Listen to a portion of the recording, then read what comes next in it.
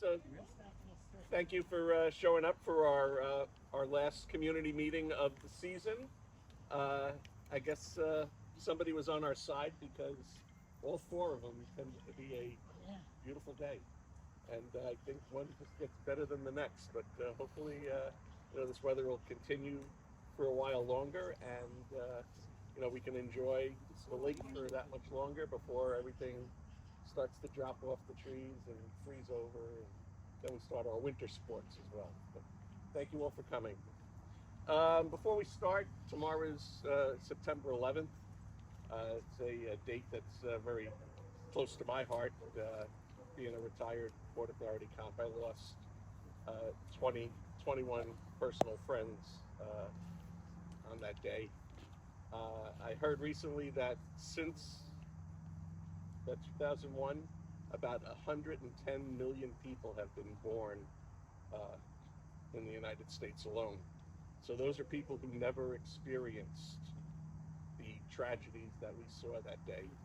And I guess it's our job and our legacy to make sure that they don't forget. So in that spirit, I'd just like to take a moment to silence, to reflect on those days and what has happened in the years since then.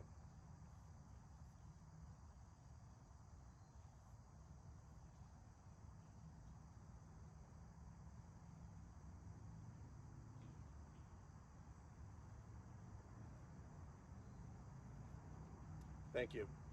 Tomorrow we will be having a memorial service at the town park at 3 p.m. For anybody who wants to attend that as well. It's just another way of remembering. And doing what we're doing is another way. Community service is another way to remember the people that we lost. So, being out here doing things for the community is part of our legacy as well.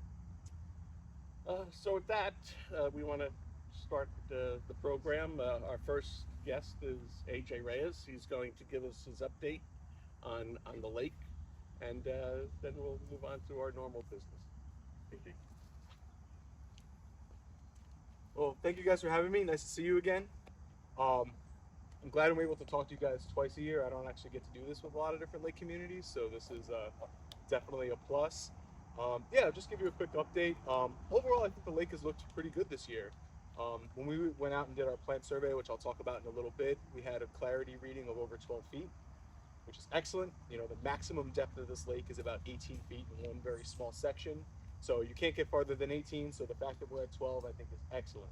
Remember, when I talk about clarity, as your clarity increases in the lake, that means that the amount of algae in the lake, and most likely during this time of year, that bad algae that closes beaches and forms scums, is usually at the minimum.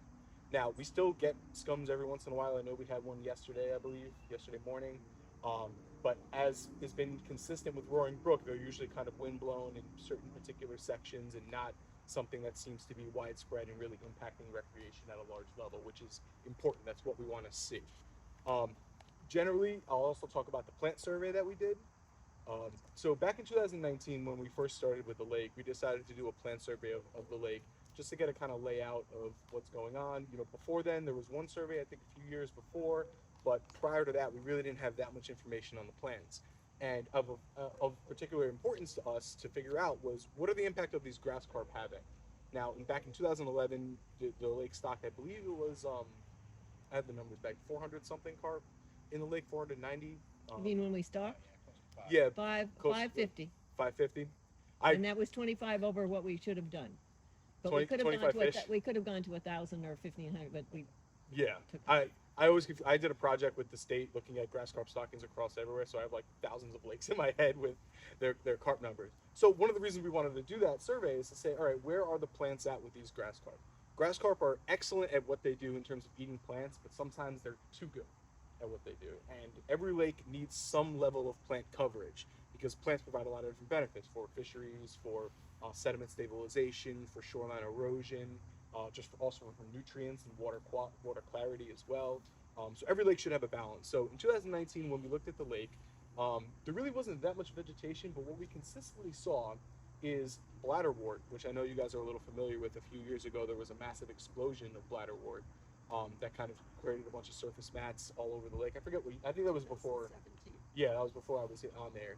Um, but that was kind of all across the bottom, and there was a few different invasives in different areas, but nothing kind of coming up to the surface and creating what we would call like a recreational impediment. Usually, kind of the sweet spot for lakes is when the vegetation sort of stays at the bottom, and it could be a few feet off the bottom, but it's not all the way up to the surface. So it's still performing all the ecological functions that's important with the vegetation, right? In terms of, fish habitat and all that stuff, but it's not interfering with your swimming, it's not interfering with your boating, right? That's sort of the good sweet spot. Now, while the vegetation in 2019 was relatively low in terms of the coverage and where it was in the water column, there was still a good amount out there. So we came back out this year about 2.5 weeks ago, or maybe about 3 weeks ago at this moment, and we basically repeated the survey. And the thought we had in 2019 is currently the combination of the drawdown and the grass carp are definitely limiting the aquatic plants in the lake for their own sort of reasons. And a lot of lakes do drawdown and grass carp together. It's a very, very common technique. So I thought at that time that while it's impossible to predict when exactly this would happen, but as the grass carp die down over a certain period of time, the vegetation is going to start to increase, and it's going to start to increase. And there's going to come a point where this vegetation is probably going to start growing out of control, because the drawdown can only control vegetation within the area that is exposed from the drawdown. So anywhere from 4 feet, 3 feet, 5 feet, wherever the drawdown is, and also depending on that winter. So it was important for us to kind of revisit that to say, all right, where are we? Did the vegetation actually increase? Does that mean the grass carp are dying off? Did it not increase? Does it indicate something else? And long story short, the vegetation basically has either stayed the same or decreased a little bit. We haven't done the full analysis on this, so I don't have like numbers of percent frequency or anything like that, but just from our survey, a lot of that bladderwort that was hanging out at the middle of the bottom of the lake is still there, but it's in much, much smaller densities. We would pull up rakefuls in 2019 of bladderwort that was kind of almost as large as me in some areas in Roaring Brook Lake that was on the bottom. This year we were not finding it. So at least in the middle of the lake, we've seen like the bladderwort have not sort of, they haven't at least established a foothold there.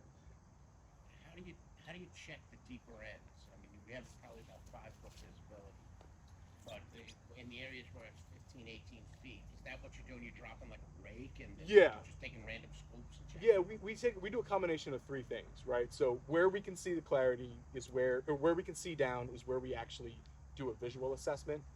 Because the rakes can be, sometimes they get things, sometimes they don't. Your lake is very rocky, so if you throw a rake and it hits a rock, it kind of throws the rake off its trajectory, and then you don't actually collect the plants that you want. So we use the rake, we use the visual, and then we also use a depth sounder, because on the depth sounder you can actually see vegetation that's growing off the bottom. So in those situations that are in the deeper sections, your 15, 16 feet of water, if we throw a rake and we don't get anything, but we look on the depth sounder and there's those spikes that indicate the plants, we can say, all right, there's something definitely down there. Let us keep throwing rakes in that area to make sure we're not missing whatever's down there, because it's a lot more difficult. So we use a combination of the 3. You here about 2 weeks ago around? Yeah. I was swimming. I swam a circle around. So you guys. Oh yeah, that was us. Yeah, we were just putting around, throwing rakes, calling out numbers. Are you our harbor unit now? Yeah, you know what? I swim the lake literally every day, and I go from one side to the other. Visual on the bottom because I wear goggles, so I can see. Again, I can tell you exactly where all the weeds are within 5 feet. So. Yeah, it was we had great clarity that day for Roaring Brook, which really helped us. Yeah. Question about the clarity is have your study proven that the clarity was good around all the lakes around our area, or just particularly Roaring Brook? I want to know if it's like related to lack of rain or something like that. So I'm trying to remember some of the lakes that we've done recently. Interestingly, Oscawana's clarity has been a lot lower in the past about month and a half, 2 months. I work also on the Gypsy Trail. Their clarity has been a little bit lower, but they use a lot of chemical treatments for their lake. So the clarity, I don't know if that's their clarity measurements are more driven by what they're actively doing in the lake versus like something that would be more kind of natural based on the weather is what we would see in Roaring Brook Lake. Really, it's so lake dependent. It really is. Usually what happens though, in general, is that lakes that have good watersheds, in terms of watersheds that are really forested, I think I mentioned this last time, when there's rain events, usually the water clarity either gets better or worse based on how good the watershed is. You know, this year we obviously didn't have that much rain, Right. and we had a lot of we had great clarity. That probably tells me that at least some portion of the bad clarity that we see in past years is because of maybe some rainstorms during the summer, which catches effluent. You know, it's not everything, right? There's a whole bunch of different sources. But yeah, it's really weather dependent. You know, comparing between lakes is so difficult because every lake is doing something different. You know what I mean? Like they're doing something different that could influence the clarity. So overall, we did see less vegetation this year. There is a good amount of milfoil in the northern end of the lake. Eurasian water milfoil is an invasive species. It's that plant that kind of grows up and has like feathery leaves to it. In the north end of the lake is like maybe 3 or 4 stalks in a particular bunch, and then it would be kind of spread all the way across the northern end. So generally, we didn't find anything I think tremendously different. Once again, we have to look at some of the data analysis to kind of tease out. Maybe we found some more species. Maybe we found something we didn't find in other places. So generally about the plants, and this is something I think is important to bring up, is, you know, currently at the moment, the plants are not a problem in terms of the recreation. However, once again, as those grass carp die off, and they take a while to die off, so this is not something I'm saying is going to happen tomorrow or even next year or the year after. Well, they should be going because their lifespan is like 8 years to something, and they're in their 9 years, right? Their lifespan is it can be 30 years. Oh, 30 okay, years. okay. So I no, I I'm didn't glad know. you brought that up. No, because I didn't know. Wow. That was something that was kind of pushed, and I don't know if it was pushed from the hatchery industry or their experience down in other places. But grass carp can oftentimes very, very commonly live to over 20 years. Can we inventory? I mean, can we tell how many are left out of the 500? So you can do rough estimates, and the problem is that you're never going to know exactly how much unless you like theoretically drain the lake and count them. The way we can get our best guess at them is we do something called a mortality estimator. So what you do, and a lot of agencies do this, is they basically say, all right, you start out, let's say, with 500 fish in the lake, and you assume that 20% die off each year, and then, you know, when you kind of take that table out to like 10 years out, you can say, all right, there's X amount of fish left. The problem with those models is that up here in the north, we don't really understand the way they grow and the way they survive throughout the year. My thought from looking at a whole bunch of different lakes, and Oscawan is included in this, is that these fish live, you know, have a very low mortality rate because once they get to be really big, what's eating them, right? Mortality in fisheries is basically predation, disease, and you fishing the lake, fishing those fish out. Most people aren't targeting the fish, and also, you know, we don't really have a good idea, or predation is probably not happening at all unless it's a really big bird or something like that. I So think you caught a 40 pounder, right? yeah, If we're 10 years in, what are we going to about 120 pound or? no, 50 pound the fish growth going on? tops off. Yeah, it doesn't. They don't. No, I mean some of those fish would be like 300 pounds. So what's the maximum size? The maximum I've seen is 75 pounds, but that was down south. Yeah, that was in a southern reservoir. But it's common to see 30 and 40 pounders. That's not, and you guys have them in the lake. So we don't know how many are in there now. It's been 9 years, so how many? We could get a guess, but once again, the range on that guess is probably 70, 80 fish, either Left. way. Left. Well, on either side, I'm saying like we could say it's either 20 fish or it's 120, right? My Out thought, of 5. yeah. Out of 500. Yeah, so that's the reason why we look at the vegetation, though, is because the vegetation sort of also kind of anecdotally tells us where the carp population is. Because if the carp population was really low, I would expect to start seeing a lot of vegetation in that 6 to 9 to 10 foot range, because that's the area that the drawdown would not be affecting. And currently, we're not seeing that at the moment. So my thought is we're still kind of in the zone where carp are still exerting a large impact on the plants. Now, once again, you know, this is sort of a very inexact science in terms of predicting when the carp will actually drop to a number where the plants can sort of overtake them. And I don't know when it's going to happen. But I think the conversation to have, and I mentioned this in a few reports in the past, is at some point Roaring Brook's going to have to consider alternate management techniques for the vegetation. So it's important to kind of talk about this stuff now and kind of iron out, hey, what are the different things we can do? What's the pros and what's the cons? Not to say we're going to do anything right now, but just to sort of get the community familiar with what is sort of out there, so you guys can make sort of informed decision, kind of talking amongst yourselves over a long time. Yeah, AJ, so if we find that balance starting to go the other direction and vegetation's going up, why don't we just add 50 instead of waiting and going to 0 and getting back with 550 of them? Wouldn't we want to find the right level and then add what we think the mortality would be taking in each year? So if it's 50, we put 50 in when we see too much vegetation. To date, that balance is almost impossible to achieve with all the lakes that we've looked at. The problem is based on our estimate, our ability to figure out how many carp are actually left in the lake. That 50 could actually turn the lake over and then devegetate the entire lake. I see. You know, for example, when Lake Mayapack, this is just an example of, you know, how little we know about this, is that when Lake Mayapack lost all of its vegetation in 97, they stocked carp in 94, and it basically dropped by 90% the first year, and then it was basically gone after 97 all the way out to 2013. So over a decade, it lost all of its vegetation. The stocking rate that they used today would be considered a low stocking rate. Right, so it just goes to show that this is really an inexact science. So a lot of people have thought that. A lot of people have said, all right, if the vegetation bumps up, let's put more carp on top of it. And in theory, it makes sense. The problem is that because we're never going to really have a good idea of how many carp are in the lake, it's really difficult to sort of shoot. And once again, once the carp are in, they're in for a very long time. So I'm very hesitant to recommend grass carp stocking as sort of the only technique to be used in a lake, because you're really at the whim of a lot of different things that we can't control, because it's really hard to pull them out too. That's the other issue. So, are there any other methods other than grass crop that you could recommend? Because from what I just heard, and I was under the impression as Kathy that these were 10 years and then dead. Yep. 30 years means we'll never see ever a largemouth bass over 2 pounds in this lake. Decimated the Because they fisheries. destroyed the bass population. You have a ton of little bass, but no more big bass. Yep. And you know, we used to catch 6-pounders in this lake. Nothing So down if more these than eliminated. if these creatures that are going to be 75 pounds are going to be in this lake for another 20 years, Remember, Well, you- I mean, we'll never catch another pull the bass. sunnies out. We gotta do it for the carp. We don't even have sunny. Well, actually, during the fish survey, some of the, I mean, they're not in abundance, but some of the sunnies were like the best we've seen, at least during the fishery survey.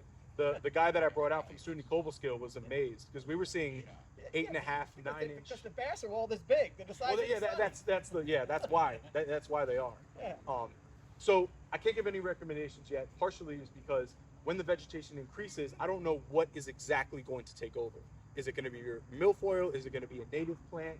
Is it going to be a combination of the two? Where are they going to become most abundant? All that stuff I need to know to give a solid recommendation. What I can do though is I can give you guys the pros and cons of what's out there. So then when we get to the point and to see what the actual plant population ends up being, then we can be very informed. So if I say, hey, you know, maybe I think diver assisted suction harvesting would be an excellent, you know, recommendation in this spot, or I think an herbicide would be a good in this spot, or I think a harvester would be a good in this spot. You guys at least will have the educational background to be like, hey, this isn't the first we've heard of this. You know, we've been talking about this for a while. You know, it makes whatever decision you guys make, I think, you know, a lot more streamlined, and it gives the community kind of a good sort of background to be like, hey, he's not just, you know, he's not talking in a different language here. And one other, I'm sorry. Is there any way of maybe starting to reduce them? Can you remove them and see how the balance is? So you can remove them, but it's very difficult. They don't. So the electrofishing that we did a few years ago for assessing the fishery, they actually don't respond to that well. I mean, we only get, I forget how many we got in Roaring Brook, but I don't even think we got over 10. Maybe we had 10. You know, throughout our entire shocking of the entire shoreline, they just don't respond to electricity the same way. There's people that have used nets and baited nets, and once again, they work somewhat. It's kind of hit and miss. Bow fishing is actually a really good technique for them, but up here we don't have like the legions of bow fishermen. When I was working down south, we were collecting grass carp for a study, and we called the bow fishermen up and said, hey, you want to come to the reservoir? We'll lift the regulations that say that you can't kill the carp. And we had like 25 boats here that were hooked up, and they shot us like 250 carp in one summer. But that's not, we don't have that same level of, you know, just power out here to do something You like that. underestimate a lot of people. Yeah, I was gonna say. Well, I say that also because a few lakes have tried that, And they're consistently in New York. They've always said that they just don't have enough people to come out. And once again, I don't know if that's because of the the way bow fishing is more popular in a certain area or not. But it's very difficult. You can try it, but it's difficult. It really is. Oh, diamond, you could do I that. just want to remind people that the worst summers we had was when these carp became adults and we had algae blooms closing our lake all the time. Like weeds, you can use your lake with a few weeds. We've never had a big weed that warranted the carp in the first place. Yeah, once again, I mean, I don't know what the conditions were, what the reasoning behind the carp in 2011. If there was a study, or pushing for. Yeah, and honestly, that's how most of the carp stockings happen. So quickly, just general about the different techniques that are out there. Once again, these are not recommendations for Roaring Brook. These are just explaining what's out there. One technique that a lot of lakes use is called diver assisted suction harvesting. It's called DASH.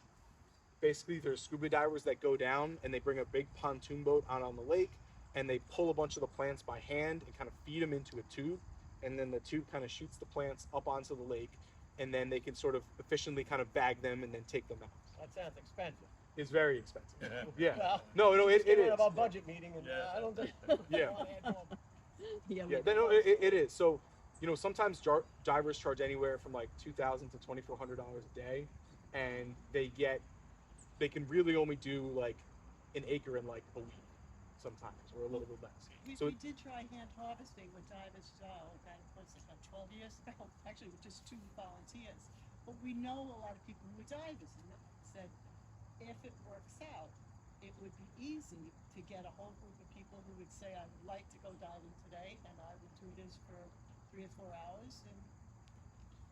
But the conditions were really tough down there. Everything that you picked seemed like it was creating more stuff that was taking off. So having a section makes sense. Yeah, and that's the problem with diver harvesting too. Is the minute if you get into a big patch of plants and you start pulling some plants, after you pull the first 3 or 4 plants, if you're in somewhat of a mucky area, your clarity just goes away completely. And then what happens is, and this is part of the reason why it's very expensive too, is not just their labor rate, because they're divers, they have to charge a larger labor rate, is that they have to go over a spot 2 or 3 times to be able to make sure that they're very efficient at going over that. So usually I only recommend diver harvesting if there's sort of a very small infestation that, let's say, is very new to the lake. And let's say we say, all right, there's an infestation right outside of Park Beach. We went out there, we looked, it was like 5 feet by 15 feet, and it's a few different plants there. That would be a good opportunity to call in divers, have them kind of knock out that area, focus right there, kind of these small little sections, or by particular beaches. But once again, as you kind of alluded to, once you scale up, it gets very, very, very expensive, and it's really not that efficient. But it is an option. Is there any understanding why, for example, Lake Peekskill lost all its weeds? They had to introduce oxygen now to keep the water nice. So those are, I don't work on Lake Peekskill, so I'm just kind of gleaning from what, I've just seen from some of the other reports out there. There are a little bit of somewhat of separate issues per se. The plants, I don't know what the Lake Peekskill's plants looked like because I know they stocked carp in like the 90s, so I don't know what the conditions were before. I don't know if it was a situation where there wasn't a lot of plants and they just ended up stocking them, or it was sort of everywhere. The oxygenation is more for the water quality. Oxygenation doesn't do anything for the actual rooted plants. And there's actually some companies out there that try and claim that the oxygenation does work on the plants, and it doesn't. That's just snake oil. They're just trying to push their product. I've actually been at conferences where they've come up to me and tried to sell their stuff for rooted plants. It doesn't work. So that's really what the oxygenation and the circulation is trying to do, is just reduce the algae, the planktonic algae that's in the lake. So there is another method that we're using, which is the drawdown. Can you talk about how effective that may be once the carp are dying off? Yeah, I can talk about it in terms of the plants. So, obviously everything that's inside of the drawdown area, with drawdown area is obviously during the winter, the area of sediment that's exposed during that particular time frame. Anything that's in that drawdown area is going to basically die off in terms of aquatic plants. Now, there are some plants that are actually sort of adapted to that, and they reproduce by seeds, and there's a lot of naiads, and they're called water nymphs.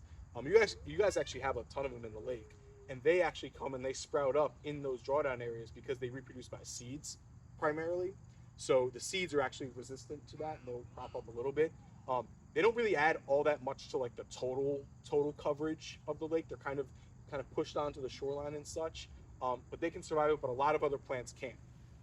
One of the other things that drawdown does is, as you've noticed, in some areas that have drawdowns with slopes, over time, all the muck that's accumulated on these slopes, if you do consistent drawdowns over a long time, that muck sort of goes to the middle of the lake, and the drawdown areas become a lot coarser.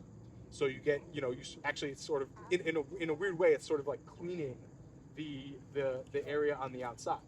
Now, that's not always a net positive because that stuff isn't removed from the lake. It's just moved to another section. And there's been some lakes that have actually had worse internal loading problems because they've actually pushed a bunch of their muck from the littoral zone out in the sides to the center.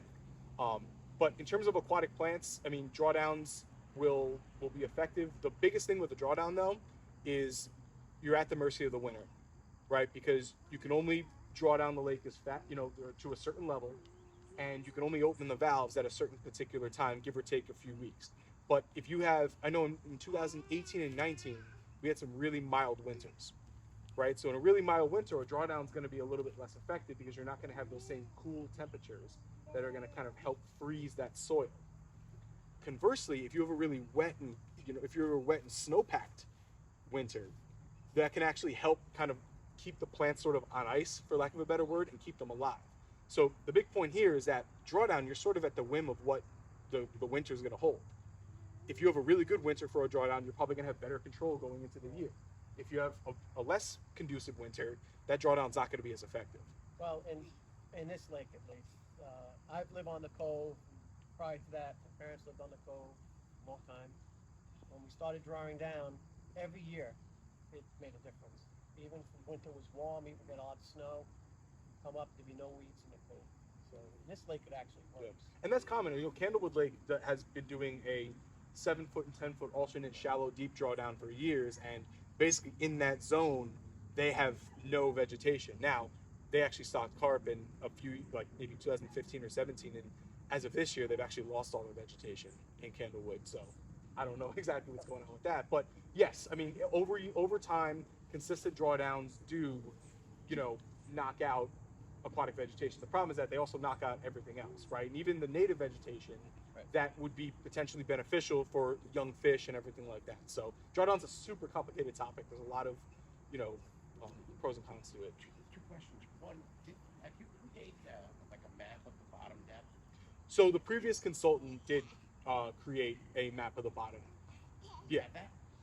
Yes, we have that, and I believe the association has it as well. Oh, you guys have one? Okay, and the second one is, I don't know how involved you are with that with fish, but we have many times in the past stocked feeder fish, and I'm just wondering, to Tommy's point, if I mean, grain trout, game fish, I mean, not even just the game fish, like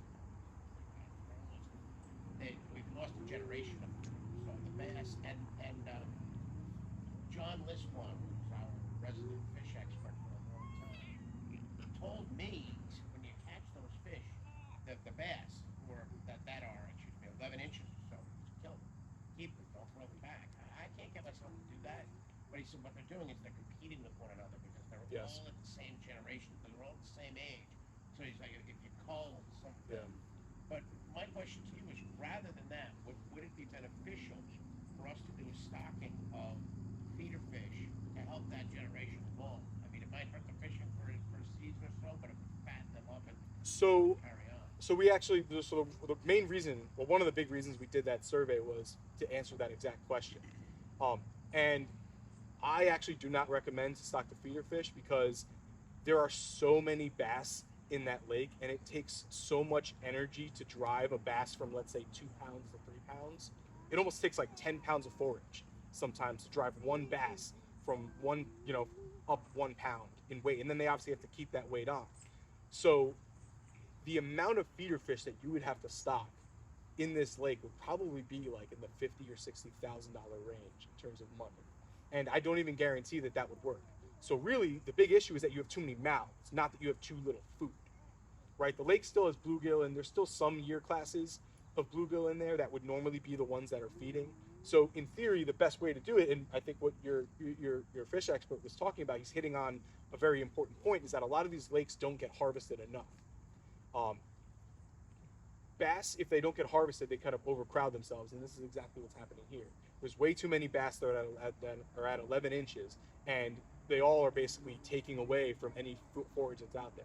So if you stock 5,000 fish in the lake with little feeder fish, that's being spread among all these other fish, and basically it's not adding any weight to them. It's just kind of barely maintaining their sort of base level. So the thought that we had is that if the group wanted to go in this direction, we would talk about maybe some sort of a harvesting plan where we can actually take out a bunch of those 11-inch fish. But once again, that's still very expensive. That's not, that's not simple either. It's not really a simple answer. But adding feeder fish, wouldn't adding feeder fish give the opportunity for the natural feeder fish in the lake to reproduce themselves and kind of take the pressure off them from the bass? The densities would have to be. The problem isn't the stocking of the feeder fish per se. It's how many fish you would need to put into the lake to have that happen. And in a lake this big, once again, we're talking, a lot of fish. So it all started with the car. I think, at least I believe it. I think, I know Drew believes. Is there any way for you to come up with a study to, next report to see what, in your opinion, how many carp need to be removed in order to get just enough growth for the fish to start, getting back up into good size? That would be. I don't think I could be able to do that with any budget that you guys have, because now we're getting into something in terms of energetics of the system. Because basically, what you're asking is, at what point does the consumption rate of the population of carp exceed the amount that the plants can come up? And to be honest, that's a PhD project. That's an Higher and deeper? yeah. No, I mean, I'm just just to be honest, I mean that is an extremely complicated question. Well, an estimate. There's 500 in here. But there's not 500 25, anymore. 50, what, 10%? We don't know if it's 10%. I don't know if it's 5%. I don't know if it's 20%. That's just, once again, this is the state of the science with the carp. Is that unless you have somebody come in and actually physically estimate a mortality curve, so they'd have to basically come in here, collect maybe 30 or 50 fish, age them all, and then kind of do a rough estimate from that. I mean, but once again, you're getting into you're getting into a monetary investment for, I think, a question that could be more easily answered by, honestly, in this case, being a little reactive, which normally you don't like to do in lake management, but because it's so hard to predict what the carp are going to do, it's better to just kind of see what the plants are doing and then make sure you have a plan on top of it to deal with it. Because once again, you're going down a rabbit hole that is a very important question. It's just the effort to answer that question in any, in any detail that would give you guys good recommendations, I just think would be just, almost a lost leader in terms of just finances and stuff. Can you make a recommendation about the drawdown in terms of plant growth to support the fish? So one thing, I guess the group could try, and once again, this is something you could try and then see if it works and not, is you can do alternate year drawdowns, where you could do, a deep drawdown in 1 year, and then that could give people opportunity to make sure they fix the areas that they need to fix, because obviously that's a concern as well. You do need to draw down the lake at some point, especially if you have sea structures, to be able to do that. And then maybe have 1 year where you do a shallower drawdown. Maybe you do a 1 foot, 4 foot, or maybe you do a no drawdown and you do, a more extreme drawdown in the next year. And then what that would tell us is how much of the vegetation how much does that extra year kind of give them in terms of giving sort of from some fish habitat and stuff. Once again, that's an option. To me, it's not. I think it's worth maybe exploring. It's not. I don't think it would have any like really large detrimental impacts. It's easier to test than putting 500 more carp in. So I'm just curious, going back to Drew's question about if is there any downside? I mean, obviously, it's not going to happen at any tremendous rate, but fishing those 11-inch bass I mean, the removal of as many as possible by whatever means is going to be better for the bass population over time in terms of getting larger. In theory, yes. Yes. No. In theory, yes. You know, and usually this is how small ponds work, right? In small pond management, if you want to grow big bass, you have to harvest and you have to keep pulling bass out. The problem is all the fish in Roaring Brook Lake are basically 1 inch below the legal take limit for New York State. And this is a question, and I encourage you to read the 2020 report where we go through the entire fisheries survey. You'll see kind of where my thinking is on a lot of this stuff. But the idea, and I talked to Sam Lee about this a lot, who I know is another big fisherman on the lake. The idea is that we would have to approach the state to get them to sort of waive that agreement just for Roaring Brook. And when I reached out to the Region 3 people at Fisheries, well, if that was, if we wanted to pursue that, we would have to reach out to them. And they basically said that it's a really, really difficult thing because it has to go out to public comment. And usually it takes like years to get through. And then I reached out to the head people in Albany to ask if there was any way they would grant a permit. Once again, this is not, I'm not saying we would do this, but just to have it in place, we would grant a permit to say, all right, can we have the electric fishing boat maybe come in and actually remove a ton of this? And currently they told me a year and a half ago they are having internal discussions. So I have to, kind of reach back out and follow up. But so in theory, yes. The problem is there's some regulations that would, at least at the moment, prevent that from being an option at the moment. Since you mentioned Sam Lee, this is very subjective, and I know there are fishermen who would disagree with it. But while the fish are staying the same length, it was Sam Lee's feeling that this year they were getting a little plumper. Yeah, they are. They're definitely bigger than last year. Last year they were 11 inches. Yeah. They're about 13. They are growing. But So if the vegetation seems to be slightly increasing and the fish are getting slightly bigger, then maybe things will work out if we're just patient. And it looks like 4/5 of the carp are gone. I mean, yeah, they are it- gone.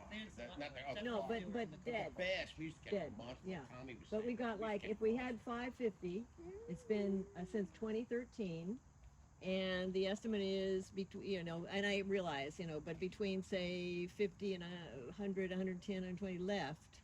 So they are decreasing at maybe 100 every 2 years. I'm just trying to say they are on, so. They are declining, yes, Yeah, you can say. so based on the good news and, the potentially short time frame that it's still a problem as far as some people consider the carp to be, I just wonder how much effort we want to put into, or expense into other solutions when it looks like they're kind of, going away a little bit. Yeah, well, they're eating a lot more because they're getting 30, 40 pounds now, so.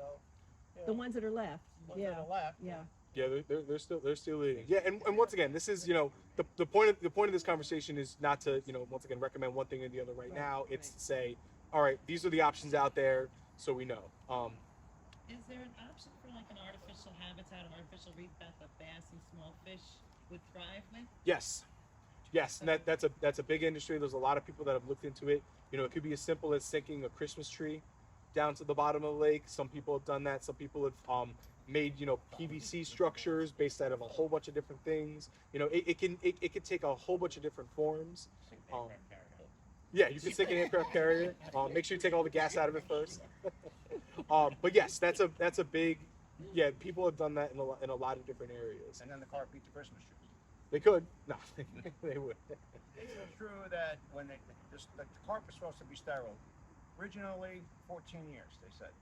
Isn't it true that not every carp is sterile? You buy It is. sterile carp. It is true that the sterilization rate is not 100%, but it's also true that the sterilization rate is like 99.7%. Yeah, that's I not. guess But I this is found an the issue- only one that made it through. It's about but- that but- big. But it's a good point. This is an issue on the state level. We don't know about it. Yeah, this is an issue on the state level because as the state has been stocking, hundreds of thousands of carp over the last 20 something years. So are there unsterile carp in New York State right now? Yes, 100%. Is it likely that there's any unsterile carp in this lake? No. It doesn't mean it's not possible, but it's very, very unlikely. It only takes a couple to start. Jurassic Yeah, if Park. they have enough. Yeah, if they have the spawning too. That's the other thing. But Well, yeah, it has to be two part. It has to be one male and one female who escape this process, and they have to find each other. Haven't you seen Jurassic Park? Yeah, so the other techniques we can talk about. There's also mechanical harvesting, which I'm not a particularly big fan for, especially for lakes that don't have big vegetation issues. This is something that, like, let's say Lake Oscawana has. There's a few of the local lakes that have. It's basically a big machine that comes in and cuts the vegetation at a certain depth and kind of puts it on the conveyor and brings it out. It's really, in my opinion, most useful when you have a really large shallow lake that basically has vegetation all the way to the surface. And in order for homeowners to even get out to the middle of the lake, they need some massive intervention. So that's where harvesters can be very effective. But obviously, that's not the situation we have here. I think that, once again, depending on what we actually see in the lake, it would have to be something very specific and very it would have to be a really serious problem for me to consider bringing a harvester in. So it's there's it could be very destructive. I imagine between the drawdown and the carp, we have no weeds, right? And the lake has been pretty weedless. Every time we are able to do the drawdown, and the coves are never have weeds, and the carp are doing a good job in the middle. I don't think there's a problem with pulling the weeds out because that's being handled. My question was more, how can we reduce the carp to try to make it so we can have a good balance so our bass population will bounce back. As I said before, all the techniques are really difficult. You can try them. It's not, I'm not against trying them, but once again, just kind of going in it eyes wide open of that. So trying them is just killing them off with a crossbow or something. Or having, or hiring an electrofishing contractor to run around and try and get as many, but that's very inefficient. Because you can't really catch them on a fishing pole. Yeah. Right? Corn stuff. Tommy, a couple of workers, we happened to spot a couple of laborers at a house. I know. And they were fishing with bread if you actually catch them.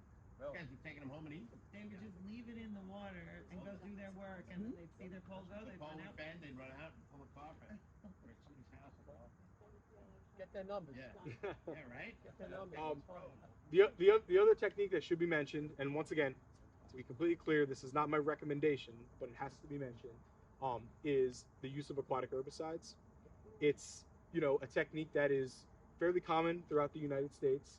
In my opinion, it's probably the most well researched part of aquatic plant management. If you went to like a journal that kind of talked about all these different techniques, and you kind of listed the number of peer-reviewed scientific papers that talked about each one, aquatic herbicides would have 10 times the amount of literature, basically, as all the other techniques combined. And partially, it's because they're chemicals that are being introduced into the environment, so they need that much research on them. But it's also a very common technique that people use. They're kind of in between in terms of expense. They're not as cheap as like a drawdown, which is basically costless in terms of like monetary costs, and also they're not as cheap as grass carp, but they're not as expensive as grass carp, but they're also not as they're not as they're not as expensive as like the dash harvesting and all that other stuff. So cost wise, they're kind of middle in the road. Currently, right now, we have 15 what we call active ingredients that can be used in lakes to target particular plants, and some are very selective, and some are more broad spectrum. So there's some lakes that have just really bad weed problems that the group elects to use an herbicide, and then there's a few herbicides that kind of can take out everything. However, there's other herbicides that can just take out one particular plant and leave a lot more. And we've actually monitored a few lakes in the area. China Pond over in the Sedgwick Club has used a new herbicide called Procelicor. It was the same one that was being potentially talked about for Oscawana. And in that lake, they actually knocked out all the milfoil and left all of the native plants completely intact. And this is about a year and a half after their particular treatment. Once again, it's a very controversial technique. Introducing chemicals into the environment is not something that any of us as lake managers want to do lightly. Once again, it doesn't mean that it could be relevant here. There are some advantages to using chemicals. They probably are one of the most, outside of the harvesting, the diver harvesting, they're probably the most selective technique you can use in terms of the aquatic plants, because we know if we decide to choose a particular product, we know what it will affect and what it won't affect at the rates that they put into the lake. So there's actually more selectivity with those than other ones. But once again, it's a controversial technique, but also you need somebody that's really well trained in it, because there's a lot of things that can go wrong, not in terms of like non-target impacts, but go wrong in terms of the efficacy in a lake. So for example, if you have too much wind on that particular day, that pushes the herbicide away, and then you waste all that time putting the product in. There's a lot of like nuance, so you do need somebody that's really specialized and trained in something like that. But it's one of the techniques that's out there that lakes use. Can you just clarify for me, because I'm confused. I'm hearing conflicting interests. I'm hearing grass carp to get rid of the vegetation, but I'm hearing we need vegetation for the plants. Am I right? So how do we need to set priorities, I would think, and maybe could we designate an area that would be like a bass sanctuary. a nursery, or and we allow the vegetation to grow there, and then So the bass is harder than herding cats. I don't know if they could do it. Would they? well the problem is both drawdown and grass carp are ubiquitous around the entire lake. So I don't know where you would set up I mean, you would maybe have to exclose a large area and keep the carp out of it. But then how do you satisfy those interests? honestly, when a lake uses both grass carp and drawdown, that to me is the most that's the most destructive combination in terms of the aquatic plants, because the drawdown takes care of all the stuff in the shallow, the grass carp take care of everything in the middle. What I would say though is that's why the stuff like dash harvesting or aquatic herbicides, the thing that they both have in common is that they can be restricted to a particular area. If you do a harvesting in a 1 acre area, you're not just going to randomly lose vegetation on the other side. So if you wanted to talk about designated zones, which are a good idea, and there's a lot of lakes that do that, that would have to be a conversation after the carp sort of peter out, and then we can see how the vegetation goes, and then say, hey, maybe this area, this 5 acre area is our designated fish habitat. Now, going back to the artificial habitat question, is that could be a little middle ground too, is that you could set up an area where you sink a bunch of structure in a particular area, and you say, hey, this is our best city, this is our our small fish nursery, right? You could take a bunch of the reason why Christmas trees are good is because they have the separation between the branches are a little bit smaller than just like a big log, so that can actually help smaller fish sort of rear in there. So our official habitat could be a way that we can get maybe a designated zone. Yes, it wouldn't be plants per se, because once again, it's so hard to establish plants in a lake that has both the carp and the drawdown. But that habitat sort of designated zone for fisheries, that could be a viable option. Well, I guess we found a way of getting rid of these derelict boats. Yeah, right.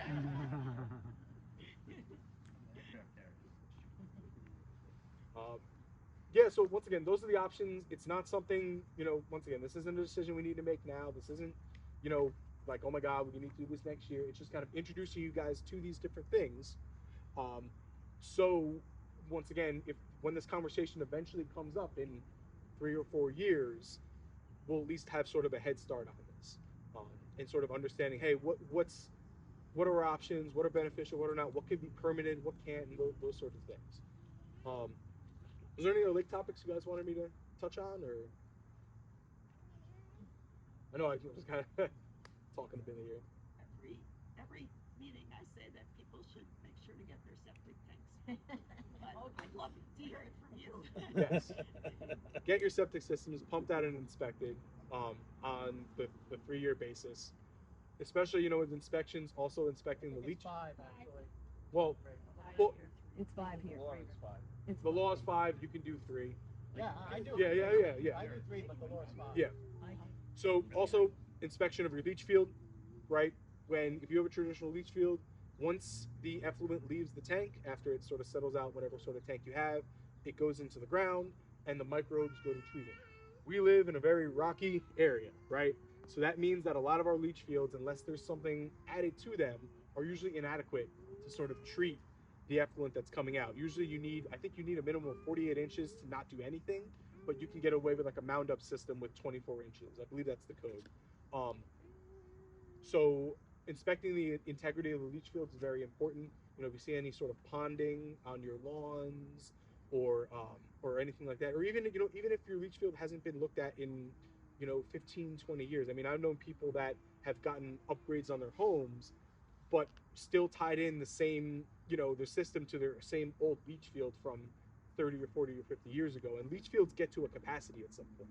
So it's important not just to do your tank and do the inspection of your tank, but also, you know, inspect your leach field as well. It's They do very, that very important. when they come out. Sometimes a lot of the contractors don't go into, unless you ask them specifically. A lot of them don't go into the leach field and maybe do like a pole and actually measure. Yeah, they went out. Well, then you have a good contractor, because that's not because I have my leach field pumped out, you know, over on Oscawana, and they just took a flashlight into the tank and said there was no cracks, and then yeah, and then go out. But that's at least based on their code. That's what's acceptable for that. So usually you have to ask somebody to do a little bit more of an investigation on that. But yeah, that's important. And obviously, you know, don't flush things down the toilet that are not going to break down in the leach field, right? So your like toilet wipes, or, you know, if your kid has an action figure and it goes for a swim, you know, those sorts of things. But yes, no, definitely, that's that's very important. So, Ooh, yeah. all right, thank you. And AJ will be around for another year, right? Or, Yes. Then we'll be changing companies. AJ will still be our lake manager. Glad to hear that. Sweet. We're changing. Lake Yeah, yeah. So I actually ended up leaving my position at NEAR, and I accepted a position with another consulting company called GEI Consultants. And as a part of my agreement with them, I asked if I could still be remote, and I'm still doing exactly the same thing. So I'm at the same place, I'm doing the same work, just working under a different banner. So still hope to be with Rory Brook.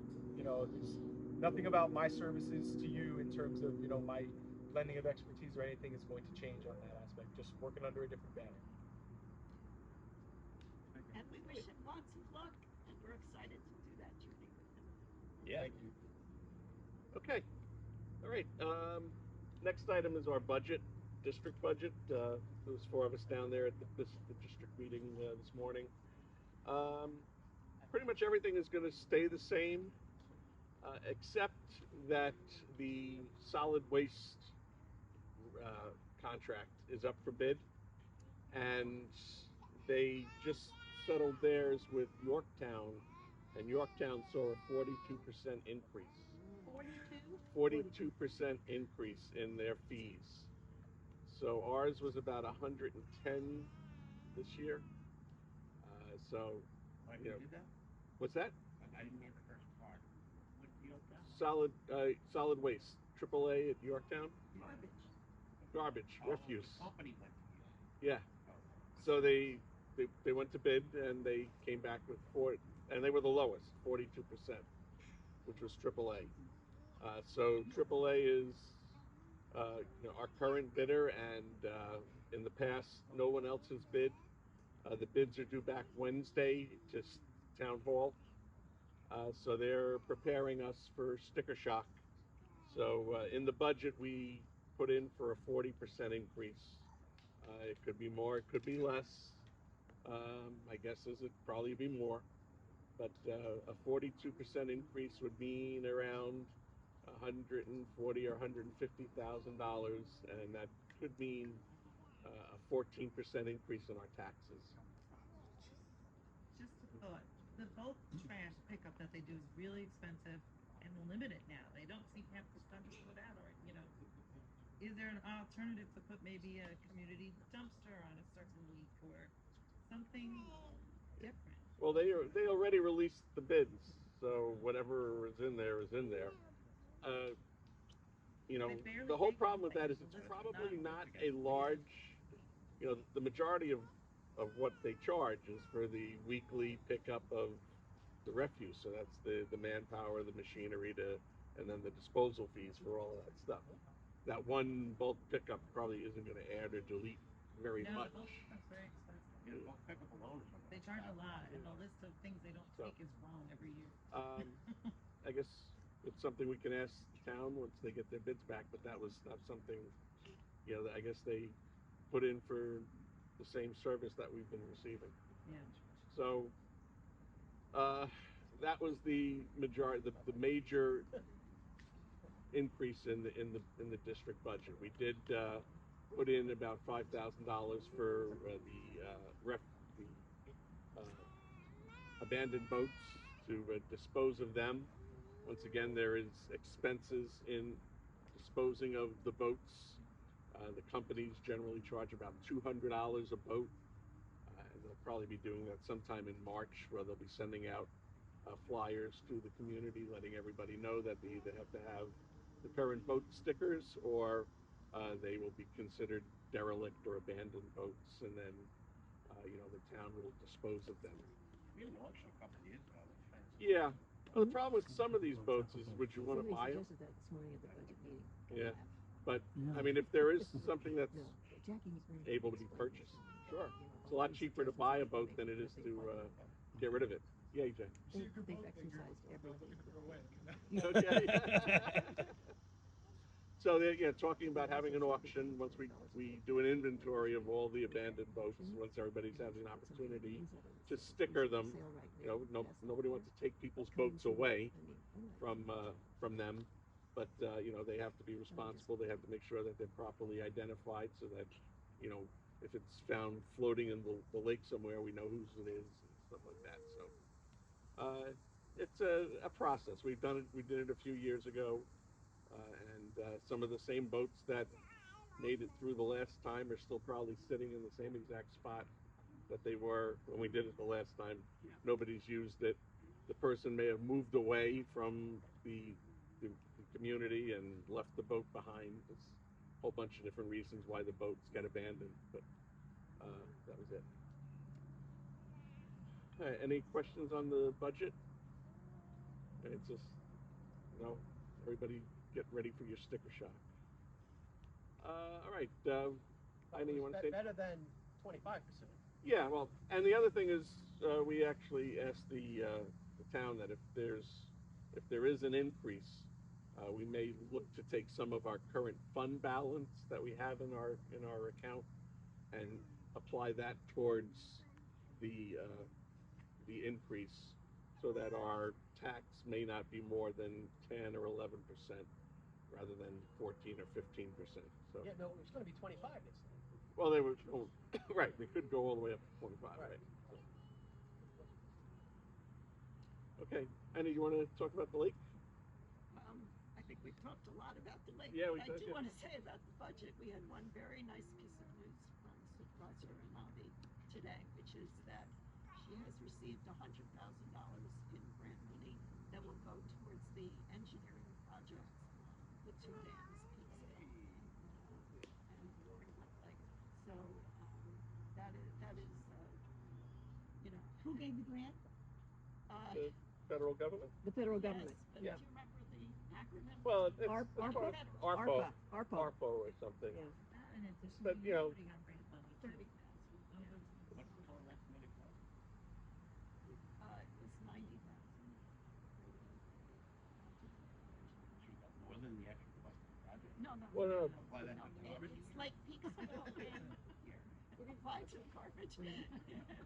The town is using those grants that they receive from the federal government to eliminate any engineering fees for any of the districts, for any of the projects. So it's strictly for the engineering costs. So they're no longer going to charge us those engineering costs. They're going to bear it with that grant. And for those who don't know, Ina wrote and applied for grants in Madison. Yes. Thank you. Another 30,000 that she saved us. So. But I'll just say that in terms of the lake, I think we've had 3 great years in a row. Swimming, boating, just, a little problem with the fishing. Maybe it'll balance out as But we it's go. clean. But It's not a- yeah.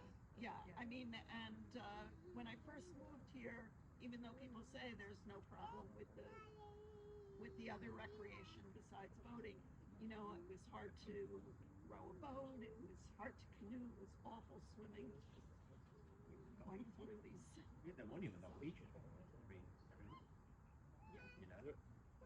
and then we had a year, we had a year where the beaches were closed for harmful algae every week. This year we only had one beach closing, which was for fecal coliforms. So again, tell your neighbors, encourage your friends. This is the year that's 5 years from the past year. So if somebody hasn't pumped their tank in the last 5 years, they legally have to do it this year, and they will be getting fined for it. And it should be, because it affects all of us. I missed the budget meeting. Any address about the lifeguards? Lifeguards are a big issue. Yeah, I think The only there's- three from this neighborhood have all said they're not coming back next year and didn't want Okay. this year. Well, that has nothing to do with the budget itself, but they did budget the same amount of money. Not enough salary.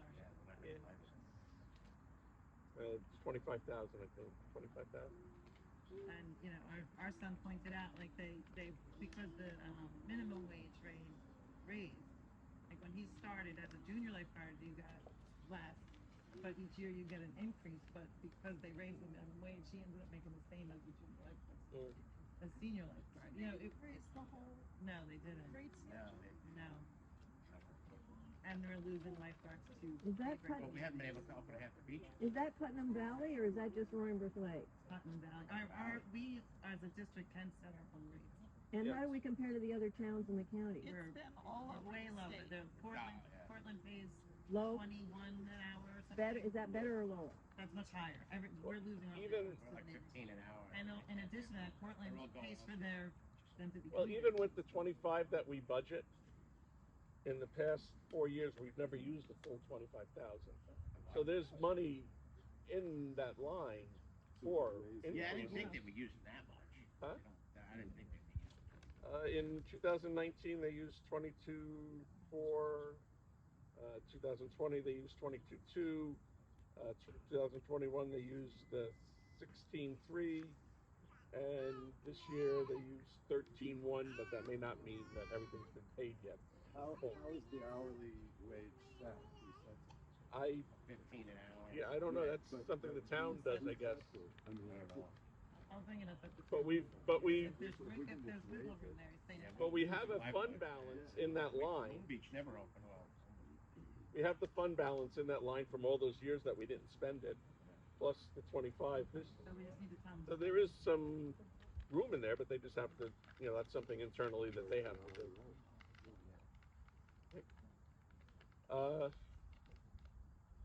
What else do we have? Oh, dredging. You want to talk a little bit about dredging? Or not dredging? Well, not dredging, that's right. Not dredging. Unfortunately, basically, we wanted to dredge two coves, wanted to dredge Children's Beach and by Park Beach, by the parking lot, get rid of some of the silt, I should say, silt removal. And Jackie contacted the DEC and DEP, and they basically said they are not going to give us any permits until the dam project is done. So we have to hold off until the dam project is done. How do they relate, Tom? I talk to, no idea. Because we're not in compliance right Yeah. now with our dam. So We got until we're in Spur Beach too, compliance- right? We got to take care of. In Spur Beach there's still a battle with Spur Beach trying to get us to not a waiting beach, but a real beach. So that's another item. So there's a couple of outstanding permits, I guess, that have to be completed before we can do the dredging.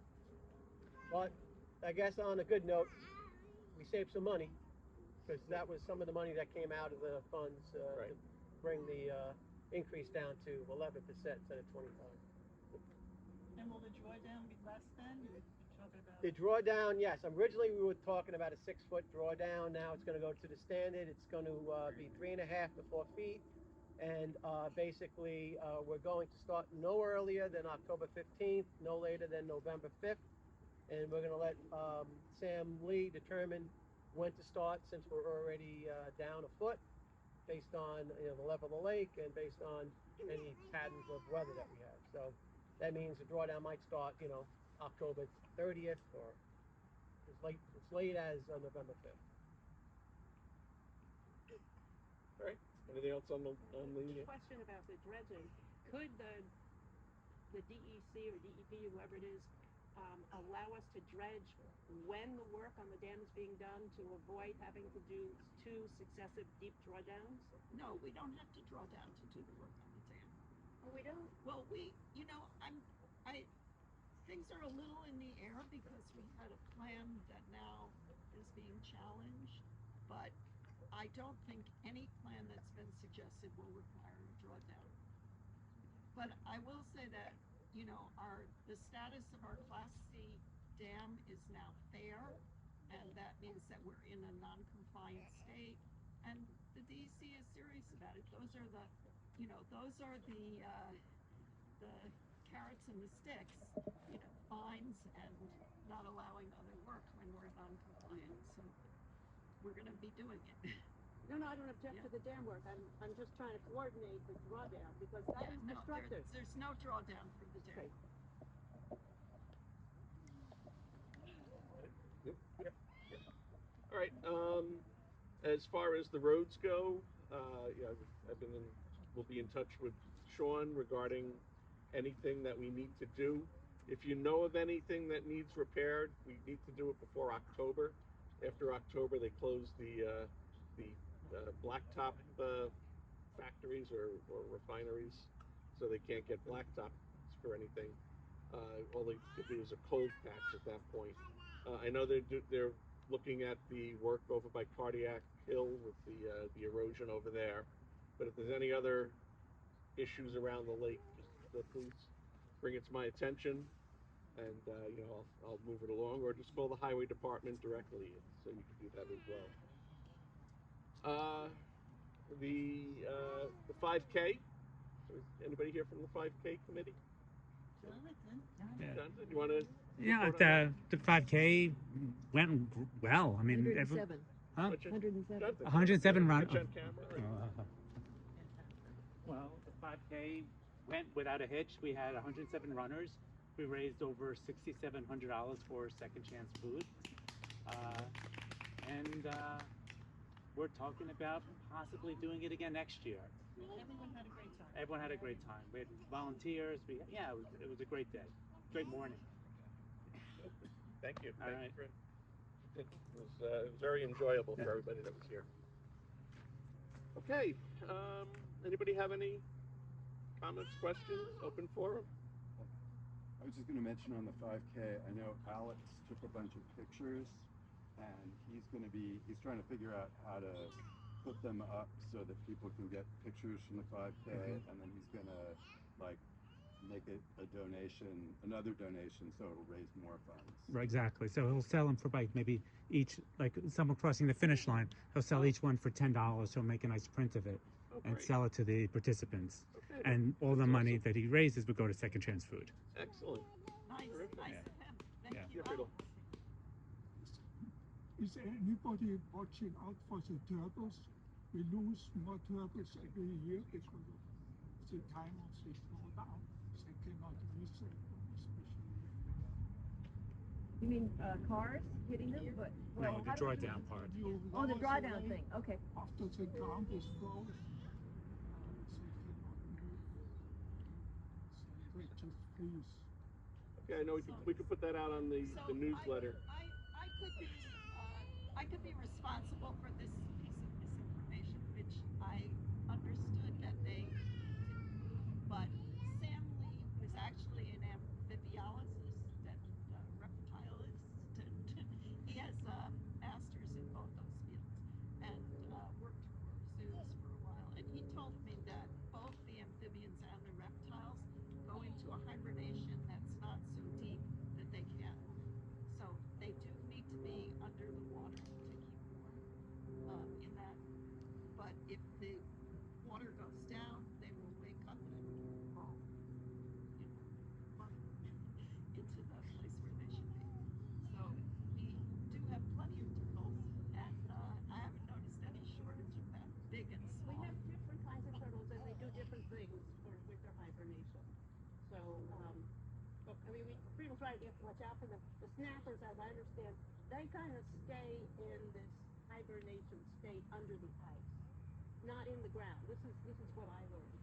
And the smaller ones, I think they do go into the ground. but I'm sure Sam knows all this. But they're not as much at risk as we were thinking they were. Is that? Well, they're at risk because we change their environment every year, and they have to respond. They're not programmed for that. I will say, amphibians are particularly sensitive to chemicals. Their skin takes them in, and I feel that I am seeing so many frogs and toads this year, so it gives me great pleasure to see them all over my property and just hopping around. That's a good sign. I mean, there are other things like the fact that we have a lot of the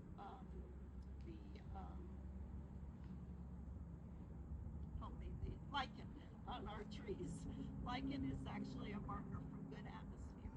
That the Bronx Botanical Gardens has wanted to establish lichen on their in their forests and have been unable to because of the quality of air. So we have lots of lichen and lots of toads and frogs and lots of trees. I mean, I had like 4 nests on my property this year that I knew of. There may have been more, and they all hatched. You can see all the shells. I mean, it's lovely. And the main thing for us as residents are if you see a turtle crossing the road, Yes. Don't hit it. don't hit it. And that's usually in the springtime, right? Spring. Yeah, and you can help it along the path that it's heading, usually towards the lake, or it could be going to where it's laying its eggs. But in either case, you can help it to the side of the road in the direction in which it's heading. That's what we can do individually. But usually that's in the springtime. All right, any other?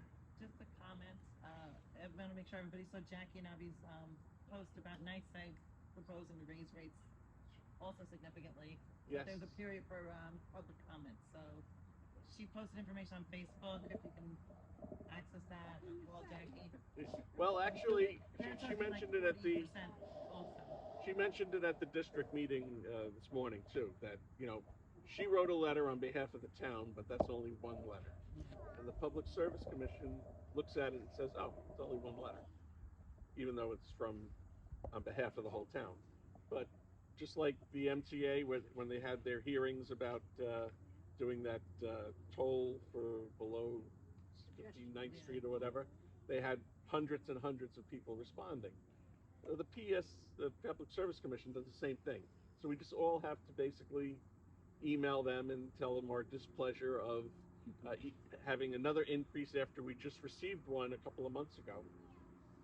People that probably don't even realize that one, that they're increasing the rates, but we're not getting any increase in service.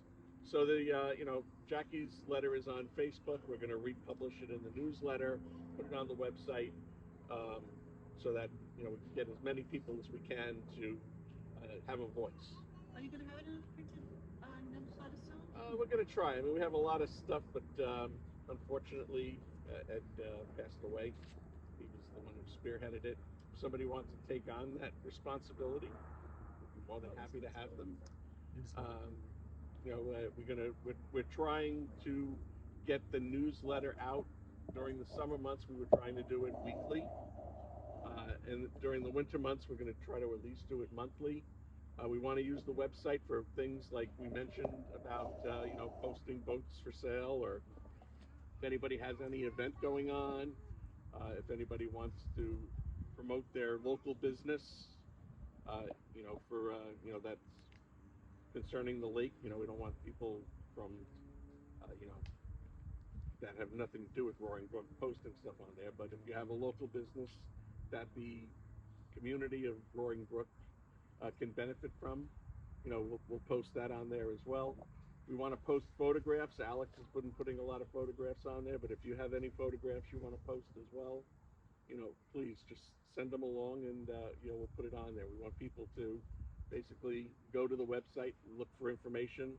We're going to push the information out with those newsletters so that everybody is aware of what's going on. Can I make a comment? Sure. In past years, Hein has asked me to speak about some invasive species from time to time, and I talked about purple loosestrife, which is that beautiful, bright, fuchsia-colored, stalk that's in bloom right now. And, you know, I've always considered it one of the evilest, you know, most evil enemies here. And so I have some new news to report about purple loosestrife, which is the current thinking is we shouldn't be pulling it out because they're using biocontrols now. They've released at least one beetle, if not more, different species of insects that eat it.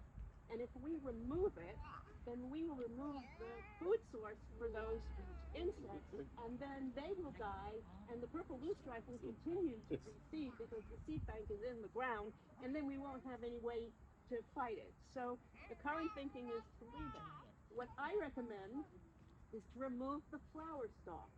So we're not introducing new seeds, but the leaves, which is what those insects eat, will still be on the plant. And now is the perfect time to do it because it's in bloom and you can see it very easily. That's actually something. Actually, if you want to write that up and, Yes, exactly. and send it, we'll put it in the newsletter. Yeah. That's the stuff we want to promote with that newsletter. Just get everybody knowing this stuff so that you know, they look out for it. Yes, Rita. Is there anybody that took the signs that I put up on the entrance for the running, and it's gone? A wooden sign. Leslie may know. Yeah, or maybe Jan. Leslie.